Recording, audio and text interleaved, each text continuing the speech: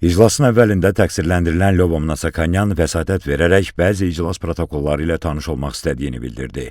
Hakim Zeynal Ağayev vəsatəti təmin edərək dedi ki, bununla bağlı ona şərait və imkan yaradılacaq. Sonra iclas Ermənistanın Müdafiə Nazirinin müavini olmuş Manvel Qriqoryanın video müsahibəsinin tədqiqi ilə davam etdirildi.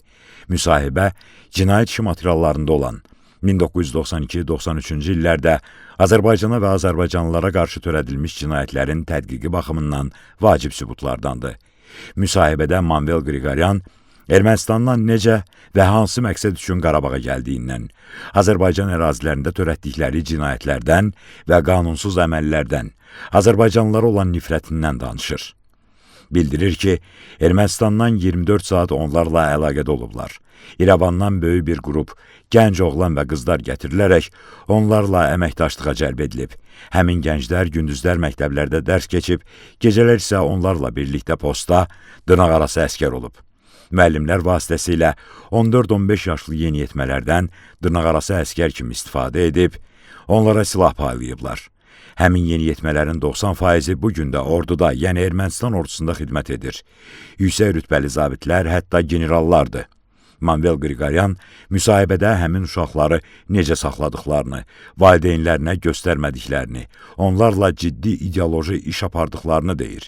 Ermənistanın sakinlərindən ibarət silahlı dəstələri necə formalaşdırdıqlarından, dağlarda, meşələrdə dayaq məntəqələri düzəldib, bazalar yaratdıqlarından, Ermənistanın keçmiş prezidentləri Robert Köçəryanın və Serj Sarkisyanın Azərbaycanın suveren ərazilərinin vaxtı ilə işğal edilməsində iştiraklarından danışır. Postlar qurmuşduq və bütün Hadrutu nəzarətə götürmüşdük.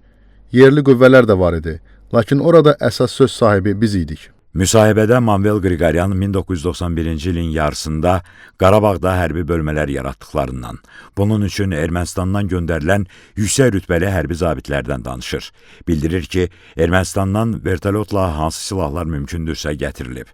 O, azərbaycanlılara necə hədə-qorxu gəlmələrindən, çoxmərtəbəli binaları atəşə tutmalarından, silah-sursat, yanacağı necə əldə etmələrindən, azərbaycanlılara qarşı törədilən cinayətlərdən, kəndləri talan etmələrindən, oğurladıqları mal-qaranı bölüşdürmələrindən, Ermənistan Müdafiə Nazirliyi ilə əlaqələrindən, xüsusilə Azərbaycan ərazilərini işğal etmək üçün formalaşdırdığı briqadadan danışır. Bildirir ki, bununla əlaqədar onu Ermənistana çağırıblar. Ermənistanın Müdafiə Naziri Vazgen Manukyanın əmri ilə Azərbaycanın həmin vaxt işğal altında olan ərazilərinə göndərilib.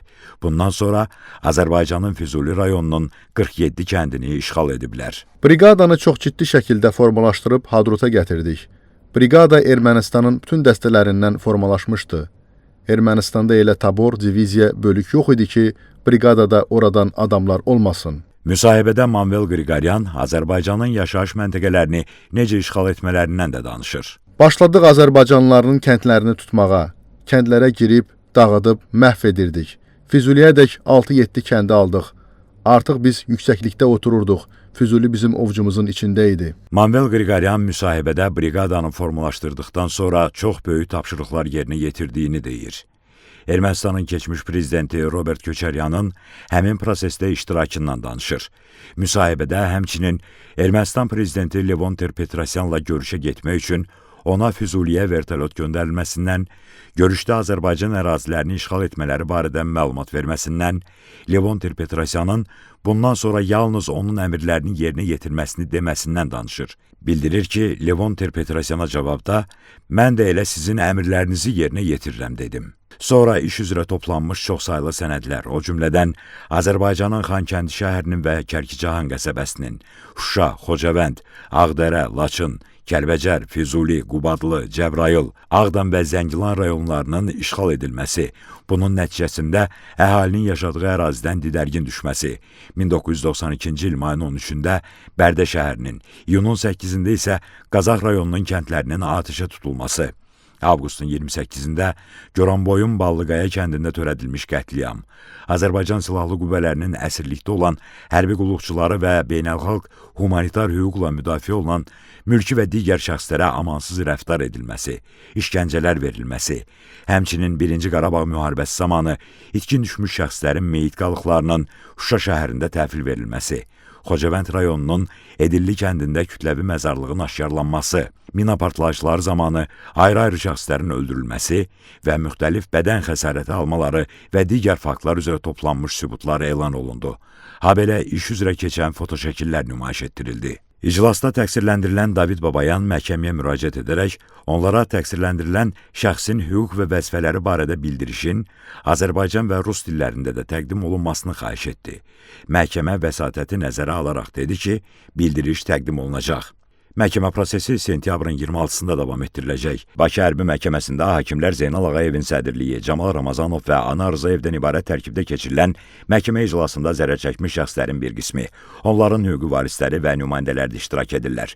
Qeyd edək ki, Ermənistan dövlətinin, onun dövlət qurumlarının vəzifəli şəxslərinin, hərbi qüvvələrinin və qanunsuz silahlı birləşmələrin bilavasitə rəhbərliyi və iştirakı, şifahi yazılı qaydada verdiyi tapşırıq, göstəriş və təlimatları, maddi, texniki, şəxsi heyətlə verdiyi dəstəyi, mərkəzi qaydada idarəçiliyi əsasında, eləcə də ciddi nəzarət altında Azərbaycan ərazisində daxili və beynəlxalq hüquq normalarına zidd şəkildə Azərbaycana hərbi təcavüz etmək məqsədi ilə yaradılmış, həmçinin Robert Köçəryan, Serj Sarkisyan, Vazgen Manukyan, Vazgen Sarkisyan, Samvel Babayan, Vitali Balasanyan, Zori Balayan, Seyran Ohanyan, Arşavir Qaramyan, Monte Melkonyan və digərlərinin rəhbərliyi, bilavasitə və dolayı iştirakları ilə Ermənistan dövləti, o cümlədən sözü gedən cinayətkar birlik tərəfindən aparılan təcavüzkar müharibənin gedişində törədilmiş çoxsaylı cinayət faktlarına dair cinayət işi üzrə 15 nəfər erməni əsilli təqsirləndirilən şəxs ittiham edilir.